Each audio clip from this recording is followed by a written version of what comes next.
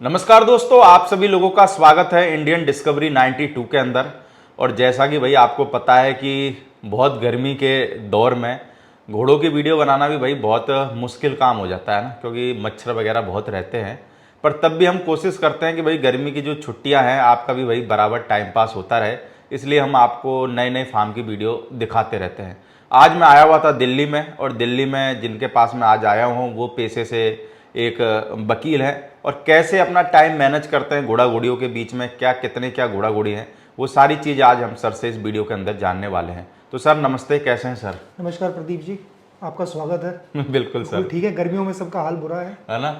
और मेरे लगता है गर्मी में तो अभी मैं एक दो दिन पहले देख रहा था तो उसमें बता रहे थे कुछ 52 डिग्री सेल्सियस कुछ चला गया। हाँ, काफ़ी टेम्परेचर जो है अब दिल्ली में काफ़ी ज़्यादा जा चुका है। बट 52 डिग्री का भी ये कहते हैं शायद सेंसर्स जो थे वो ख़राब थे, तो 49 के आसपास तो चल ही रहा है। अच्छा, सेंसर भी खराब हो जाते हैं क्या? अब ये न्यूज़पेपर में पढ़ा है हमने। अच्छा, बिल्कुल। सेंसर खराब हो गए। तो एक बार आप अपना पूरा बायोडेटा भी लोगों को बता दें, नाम अगर फार्म का कुछ नाम रख रखा है। वैसे तो आप शौक से रखते हैं, मैं सारे लोगों को इस चीज़ के बारे में बता देता हूँ भाई। देखिए जी, पहली बात तो ये है कि हमने किसी को घोड़ा आज तक दिया नहीं, हमने लिए हैं। चलिए।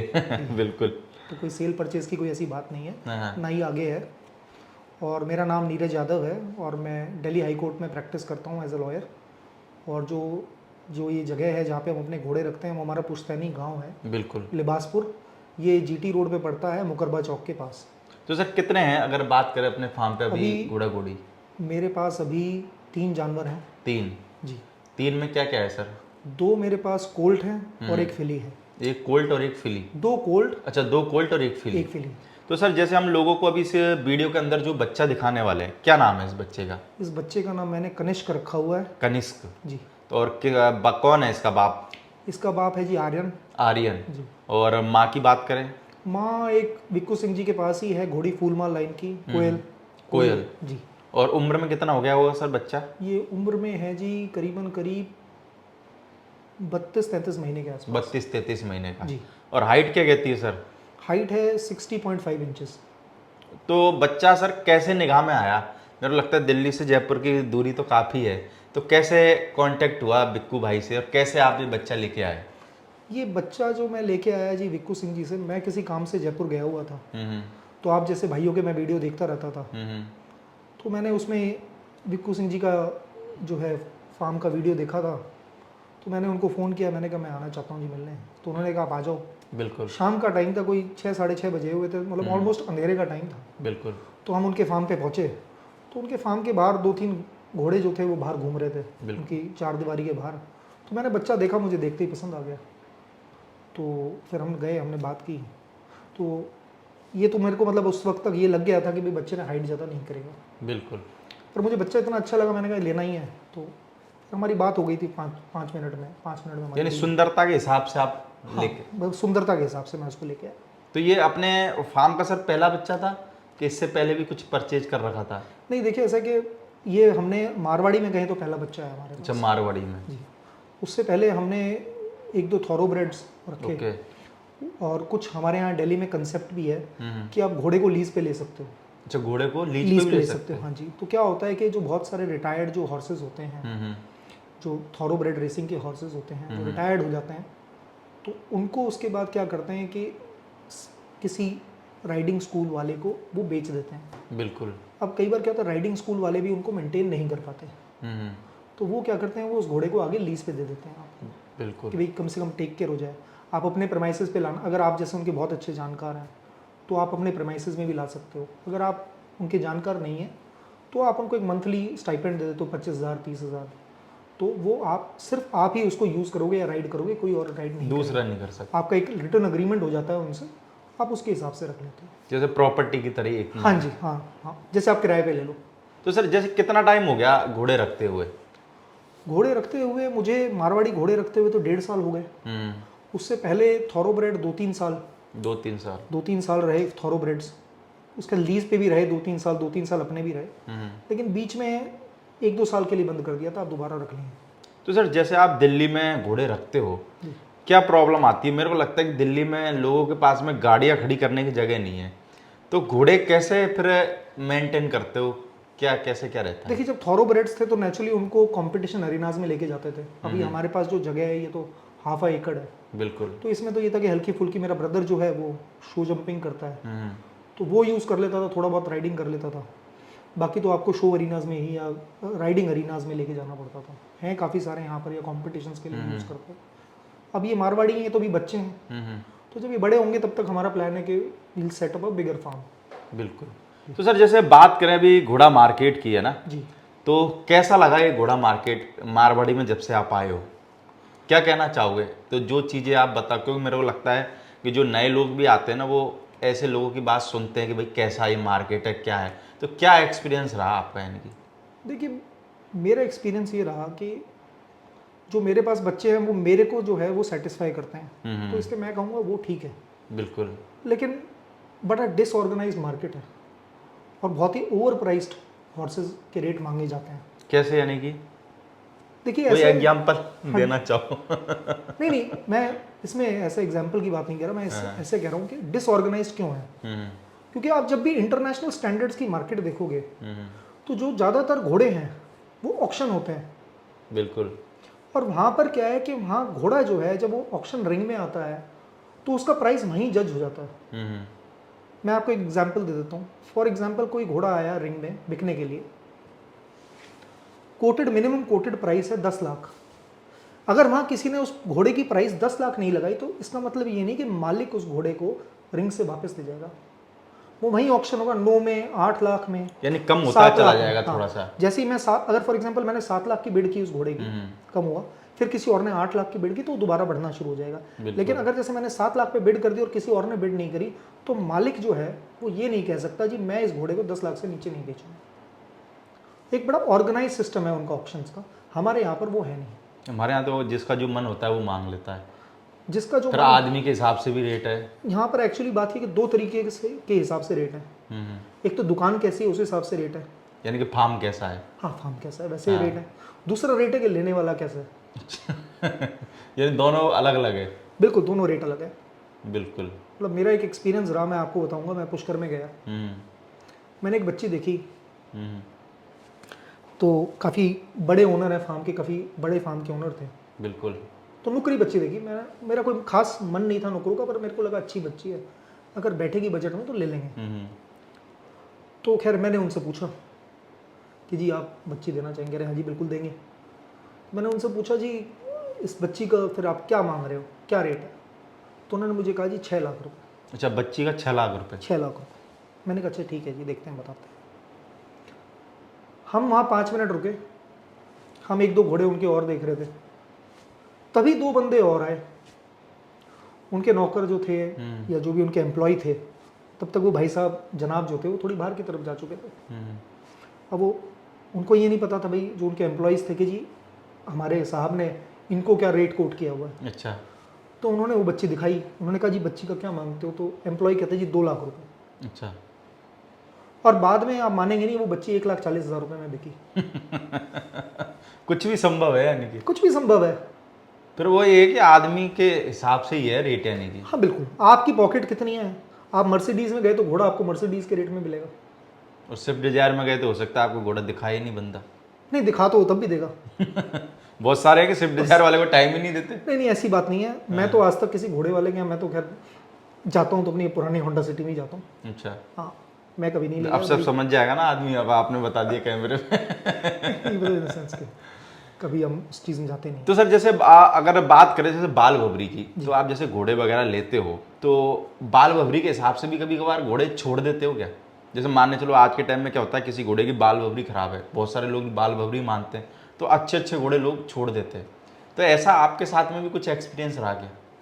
नहीं देखिए मैं आपको ना इसको एक थोड़ी सी अलग तरीके से बताता हूँ, from the point of view of a new buyer. बिल्कुल। क्योंकि आज हम भी मारवाड़ी घोड़ों में तो देखो मैं भी नया ही हूँ, तो मुझे भी इतना नहीं पता है। बिल्कुल। लेकिन बाल भवरी की जो बात है थोड़ी बहुत मैंने अपने दादाजी से सीखी। तो एक बड़ी इंपॉर्टेंट बात है, मैं आप लोगों के बहुत सारे इंटरव्यूज़ देखता हूँ, और जो बहुत बड़े बड़े ब्रीडर्स हैं ना, वो पता है क्या कहते हैं?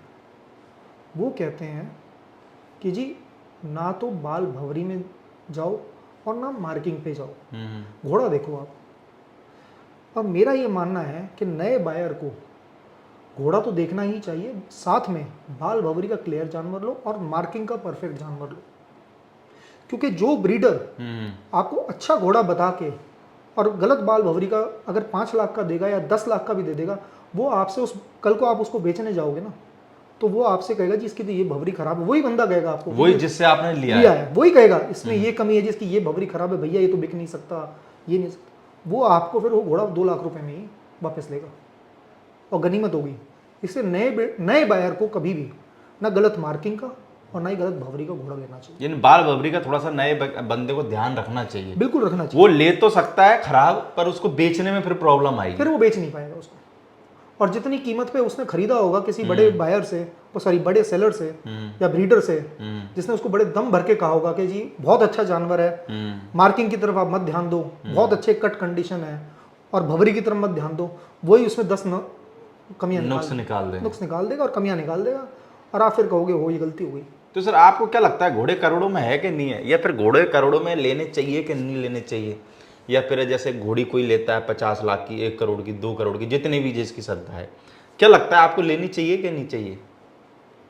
देखो जी ऐसा है, ये ना बड़ा सब्जेक्टिव क्वेश्चन है, क्योंकि डिपेंड करता है कि आदमी जो है किस नीयत से इस घोड़ा मार्केट में आ रहा है, उसके ऊपर बहुत डिपेंड करता है। मेरा तो मानना ये है कि अगर जैसे हमारे जैसा कोई बायर है, तो उसको मैं कहता हूँ, सब कहते हैं कि जी घोड़ी लेनी चाहिए, 5 साल की घोड़ी लो और जो है प्रेग्नेंट घोड़ी लो, तो और ताकि वो बच्चा दे देगी, खर्चा निकल जाएगा उसका, आपका मन भी लगा रहेगा। मैं इस बात के बिल्कुल खिलाफ हूँ, क्योंकि देखिए जिसने शौक करना है, अगर हम है, हमारा काम ब्रीडिंग का नहीं है। बिल्कुल, शौक वाला आदमी तो फिर किसी से भी शौक पूरा कर सकता है। एक बड़ी पुरानी कहावत है कि चढ़ो तो नर पे, ना रहो अपने घर पे। तो घोड़ा खरीदो आप, घोड़ी मेरे हिसाब से तो मत खरीदो। उसका रीज़न भी क्या है, एक तो बच्चा जो है ना, आपको अच्छा बच्चा ठीक ठाक दाम पे मिल जाता है। बच्चा जो घोड़ी होगी या जो फिली होगी वो हमेशा महंगी होगी, क्योंकि क्या होता है, लोगों को लगता है जी बच्चा तो है ना, इसको तो खिलाना ही है। अब हिंदुस्तान में आप मुझे बताओ कितने टोटल स्टैलियन हैं? 10 स्टैलियन भी ऐसे नहीं होंगे जिनके पास रेगुलर घोड़ियाँ जा रही हैं। हाँ 5-6 तो हैं जिनके पास रेगुलर जाती है। 10 भी नहीं होंगे। हाँ, तो साल में अगर हिंदुस्तान में 5000 बच्चे पैदा हो रहे हैं, तो ये एवरेज लगाओ 2000 अगर नर पैदा हो रहे हैं, तो पिछले 10 साल में 10 ही स्टैलियन फेमस हुए हैं, तो बाकी को तो लोग घर बैठा के खिला ही रहे हैं। हाँ, बाकी के पास में ये कि कुछ नहीं तो 5, किसी के पास 10 ऐसे घोड़ियाँ चली जाती है बस। ये चलो कईयों के पास तो ज़्यादा वो भी नहीं जाती। तो नर जो है, तो नर की कीमत कम है, और ऐसी कोई बात नहीं है कि लोग कहते हैं जी बदमाशी करते हैं, ये करते हैं। आप ढंग से हैंडल करोगे बिल्कुल ठीक रहता है। आप अपने घर में रखो, अच्छा नर घोड़ा रखो, ठीक फिर वो केयर टेकिंग के ऊपर है ना, हैंडलिंग के ऊपर है, आपके हैंडलर ठीक हो। और हैंडलिंग से भी ज़्यादा है कि आपको अगर घोड़े को प्यार दोगे ना, तो घोड़े में ज़्यादातर प्रॉब्लम्स आती नहीं है। यानी कि डेली आपका उससे कांटेक्ट रहना चाहिए। नहीं, डेली भी नहीं कांटेक्ट रहे, मतलब ना उनको मिस हैंडल, मार रहे हैं, पीट रहे हैं, धमका रहे हैं, अगर उसको नहीं, ये तो खैर करना ही नहीं चाहिए, ये करना ही नहीं चाहिए। और जैसे घोड़ा जैसे कोई गलती भी कर रहा है, भाई आपको थोड़ा सा, जैसे शुरू में घोड़ा क्या करता है, कोई टाप मारने की कोशिश करने लगता है। जब बड़ा घोड़ा होता है, जैसे स्टैलियन बनना शुरू करता है, तो कोल्ट की आदत है, आपने भी शूट किए होंगे कई घोड़े, बिल्कुल। देखो वो खड़ा हुआ है, वो पैर चलाए जा रहा है, पैर चलाए जा रहा है। अब आप लोग उसको नाम देते हो जी बड़ा जबरदस्त एटीट्यूड है बिल्कुल, है ना। वो एक गलत आदत है। जब वो अपनी टाप चलाना शुरू कर रहा है और आप खड़े हो उसके साथ, तो हल्का सा उसके पैर पे हाथ मारो, नहीं बेटा नहीं करना। आप 2, 4, 5 बार 10 बार मारोगे, वो समझ जाएगा घोड़ा। नहीं, पर उस टाइम पे ऑनर हमारे को कहता ना, प्रदीप भाई ये शूट करो, देखो घोड़ा उचक रहा है। आप बताओ प्रदीप भाई करे क्या क्योंकि उसको ऑनर को तो वो पसंद है वो चीज़। भाई सब मैं ये कहता हूँ आपको कि जो ये कहता हूँ ना कि हमारा घोड़ा तो जी 2-2 पैरों पे खड़ा होता है, स्टेबल से निकलते, और इतना एटीट्यूड है और इतना ज़बरदस्त इसका एटीट्यूड, और ये देखो कितना इसमें एनर्जी है। आप मेरे पास उस घोड़े को 3 दिन भेज दो, वो घोड़ा सारे अपनी हरकतें बंद कर देगा। तो ऐसा आप ऐसा क्या करोगे उसका? मैं बताता हूँ क्या करेंगे। अब मेरे पास जैसे इस वक्त 3 जानवर हैं, पूरे दिन में 24 घंटे होते हैं, 12 घंटे जो दिन का टाइम है, उसमें हर घोड़ा 4 घंटे अपने स्टेबल से बाहर रहता है। यानी वो आपका जो जगह है उसमें पूरे में घूमता जो है, आधे एकड़ की जगह है, उसमें 4 घंटे एक घोड़ा भारी बाहर रहेगा, चाहे वहां पर धूप हो चाहे कुछ हो, जाएगा पेड़ के नीचे खड़ा हो जाएगा, पर 4 घंटे खुला रहेगा। खुला रहेगा। बिल्कुल। उसके बाद 40 मिनट लंजिंग और 40 मिनट जो है सुबह लंजिंग और 10 मिनट शाम को लंजिंग हर घोड़े को मिलती तो आप उसके अंदर एनर्जी नहीं छोड़ते तो घोड़ा बदमाशी अपने आप नहीं करेगा, क्योंकि एक्स्ट्रा एनर्जी जो है वो उसकी खत्म हो जाती है, आप यूटिलाइज कर रहे हो। तो फिर वो क्या 4-5 घंटे घूमता रहेगा तो वो वैसे ही नॉर्मल हो जाता है। हाँ, अब आपने घोड़े रख लिए 25, 30, 50 और आपके पास छोटे छोटे 2 पैडक हैं और आप 2 दिन में दे रहे हो 20 मिनट, तो फिर क्या करेगा घोड़ा? बाहर निकलते कूदेगा ही, और क्या करे। 20 मिनट अगर आप उसको 2 दिन में दोगे, 15 दोगे मिनट, तो कहाँ से क्या करेगा? तो इसलिए इशू यही है कि भाई आप घोड़े को ज़्यादा से ज़्यादा खुला छोड़ो और उसको एडुकेट एक्सरसाइज दो, घोड़े के सबके एटीट्यूड खत्म हो जाएंगे। बिल्कुल। अब ये जो हम कई बार देखते हैं, मैं एक बहुत बड़े ब्रीडर का इंटरव्यू सुन रहा था, जो बड़े फेमस ब्रीडर है मारवाड़ी, वो कहते हैं जी घोड़ा जो है, थॉरोब्रेड जो है, वो तो ऐसे खड़ा होता है बिना किसी एटीट्यूड के। भाई आप जो थॉरोब्रेड घोड़ा है, आप उतनी ज़्यादा, आप अगर मारवाड़ी घोड़े का एक्सरसाइज दे दो ना, तो बिल्कुल ईयर्स ड्रूप करके सब कुछ करके आप ऐसे वो नीचे गर्दन करके खड़ा हो जाएगा, क्योंकि उसको आप घोड़े को इतना काम देते हो थॉरोब्रेड को, क्योंकि आपको रेसिंग में यूज़ करना है। बिल्कुल। आपने शो पीस थोड़ी ना बनाना है कि भाई हमारे मारवाड़ी की तरह हम आते हैं, प्रदीप जी आ गए, जैसे हम दिखा रहे हैं अभी अपने बच्चों को कि आज प्रदीप जी आ गए जी, रस्सी पकड़ के बंदा खड़ा हो गया, फोटो खींच लो जी। बिल्कुल। तो वो काम नहीं है थॉरोब्रेड इंडस्ट्री। वो तो सिर्फ काम के हिसाब से ही उनको काम में लेते हैं। काम, और मेरे हिसाब से जो ये 2-2 पैरों पे खड़े होना है, टापे चलाना है, ये कोई एटीट्यूड नहीं है, ये बदतमीजी है। भाई सर हम बात करें, जैसे हम लोगों को एक बच्ची और दिखाने वाले हैं जी। क्या नाम है इस बच्ची का? इस बच्ची का मैंने नाम रखा है रेचल। रेचल। हाँ जी। और कौन है बाप इसका? इसका बाप पंजाब है। पंजाब जी। गैरी भाई वाला। हाँ जी। और अगर माँ की बात करें? इसकी मदर रानी करके कोई घोड़ी बताई मुझे गैरी भाई साहब ने, और वो आलीशान की डायरेक्ट है। आलीशान की। और उम्र में कितना होगी बच्ची सर? ये बच्ची मेरे ख्याल से 25 महीने की है। 25 महीने की जी। और हाइट क्या कहती है सर? हाइट होगी 61 के आसपास होगी। 61 के आसपास 61। में। तो बात सर किस पर्पज से लिए बच्ची, यानी कि ब्रीडिंग के हिसाब से या फिर वैसे ही शौक के हिसाब से? देखिए बेसिकली मैंने बच्ची जो ली थी, मैं एक फाउंडेशन मेयर चाह रहा था। बिल्कुल। कि भाई मैंने मार्केट में घूमा, तो मुझे लगा कि भाई लोगों के पास जाओ, उनसे घोड़े मांगो, उसके जो चीज़ आपको पसंद आए वो देना नहीं चाहते। बिल्कुल। और जो चीज़ आपको वो पसंद ना आए उसके वो अनवांटेड प्राइस मांगते हैं। बिल्कुल। तो इससे अच्छा मुझे ये था कि एक फाउंडेशन मेयर हो जो अपने को 3-4 बच्चे दे दे ओवर हर लाइफ टाइम। तो उस पर्पज से मैंने ली कि हमारे पास घोड़े अपनी स्टेबल के घोड़े हमारे पास अपने लिए रहें। बिल्कुल। हमें कहीं बाहर किसी को जानवर ना देना पड़े। तो कितना टाइम हो गया लेना पड़े? कितना टाइम हो गया इस बच्ची को? इस बच्ची को मेरे पास हो गए 6 महीने हो गए। 6 महीने। किससे ली थी सर आपने बच्ची? ये मैंने गैरी भाई साहब से ली थी। Gary sir. तो सर जैसे आप दिल्ली में घोड़ा घोड़ी रखते हो तो क्या कुछ समस्या आती है क्या? क्योंकि दिल्ली में मेरे को लगता है कि जो मैंने लोगों को पहले भी बताया, जगह की बहुत दिक्कत रहती है। तो उस हिसाब से जैसे फूड वगैरह में जैसे आप क्या देते हैं, उस तरीके से कोई दिक्कत वगैरह? देखो जी, दिक्कत तो मुझे ऐसा कुछ लगती नहीं है। टचवुड आज तक ना ही मेरे किसी घोड़े को कॉलिक हुआ। बिल्कुल। क्योंकि क्या है, मैं आपको बताऊं, जब आप थॉरोब्रेड से डील कर लेते हो ना, तो आपको मारवाड़ी से डील करना बहुत आसान हो जाता है, क्योंकि थॉरोब्रेड जो है वो इस क्लाइमेट का घोड़ा नहीं है, वो बीमार ज़्यादा पड़ता है। बिल्कुल। और हमने ये सीखा है कि prevention is better than cure.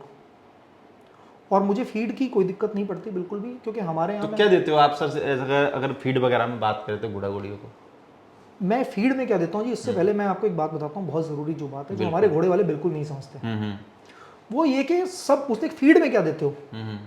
Feed से ज़्यादा इंपॉर्टेंट चीज़ जो है ना, वो है घास, कि आप घास क्या देते हो। घोड़ा जो है वो घास से बनता है, फीड से नहीं बनता। अच्छा। अब मैं क्या देता हूँ, मैं आपको वो बताता हूँ। मैं अपने घोड़ों को सूखी हुई दूब की घास देता हूँ। ओके। उसके अलावा हर घोड़े को 1-1 किलो अल्फा हे देता हूँ, और हरा चारा, कभी रजका आ गया, कभी जई आ गई, कभी मक्का आ गई, हरा चारा रोज हर घोड़े को। तो मेरा ये रहता है कि भाई 3 से 4 तरीके का मिनिमम अलग अलग तरीके की घास इनको जरूर मिले। अच्छा, अलग अलग तरीके की घास देते हो? देता हूँ। बिल्कुल। कि 4 तरीके की, कभी थोड़ा भूसा भी डाल देता हूँ, जबकि लोग कहते हैं जी भूसा नहीं देना चाहिए, तो उसमें हम ये थोड़ा सा केयरफुल रहते हैं कि जो हम इनको भूसा देते हैं वो पानी में से भिगो के उसको अच्छी तरह धो के निकाल के फिर सुखा के अगले दिन डालते हैं। बिल्कुल। बोले जो हमने भूसा आज तैयार किया है उसको अगले दिन ड्राई करने के बाद फिर देंगे 1 दिन के बाद। तो घास जो है वो बहुत इंपॉर्टेंट है। सेकेंडली अब आ जाता है फीड पर। फीड हमारे यहाँ सिर्फ हिंदुस्तान में एक ही कंपनी है जो रिकग्नाइज्ड है या एसोसिएट है केंटकी इक्वाइन रिसर्च की। बिल्कुल। तो उनकी कंपनी जो है उसका नाम है हिमालयन हॉर्स फीड। मेरा हर प्रोडक्ट और मेरी हर फीड उन्हीं के पास से आती है। और मेरे को लगता है उनके प्रोडक्ट जैसे मैंने भी देखे काफ़ी महंगे हैं, और मेरे को लगता है कि बहुत कम लोग होते हैं जैसे आप शौक के हिसाब से घोड़े रख रहे हो, इतना कोई प्रोडक्ट कॉस्टली देते हैं लोग, देने वाले लोग, पर इसके प्रोडक्ट जैसे कि आपको भी पता है कि और उनसे महंगे होंगे, क्योंकि आपने पता तो करा ही होगा और प्रोडक्टों का भी। नहीं देखिए, मैं आपको बताता हूँ कि मैंने शुरू में एक आध मैं खैर इनके प्रोडक्ट्स, इनके साथ तो हमारा पुराना वो था, बट जब हम मारवाड़ी लाइन में आए, जब हमने मतलब रादर मारवाड़ी घोड़ा रखना शुरू किया, बिल्कुल, तो आपके वीडियो के माध्यम से हमने भी एक दो प्रोडक्ट वालों के पास गए, तो उन्होंने खैर हमने उनके प्रोडक्ट डाले, उनकी फीड डाली, तो हमें लगा कि भाई ये जो है ना ये काम की चीज़ नहीं है, यानी ये सेट नहीं बैठा होगा।